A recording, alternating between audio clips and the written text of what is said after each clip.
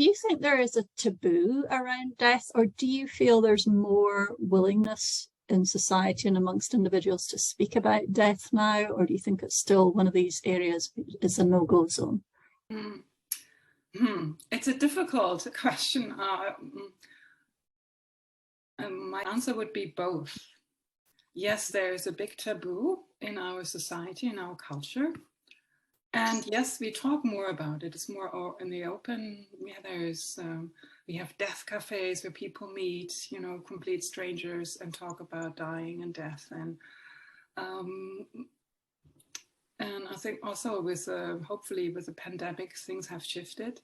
But I also find, and I'm really makes me always curious, that even when we talk about death, the talking about it is a way of avoiding it.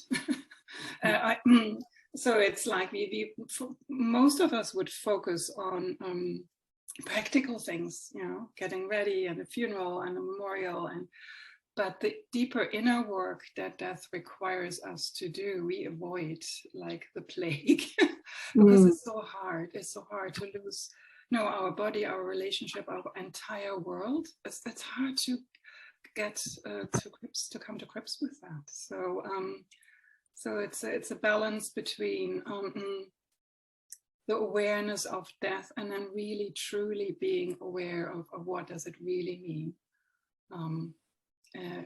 for me as a person, and to move away to see it as an integral threat, or as the fear of death is often fueled by, because we don't know, and as Carla, as you said, we are not familiar with death. We don't see it. It's not visible, you know, it's cloaked, it's kind of shrouded in secrecy. We don't see the corpse in our Western society, for example, you know, when everything is kind of medicalized. So there's that. Death is actually not visible.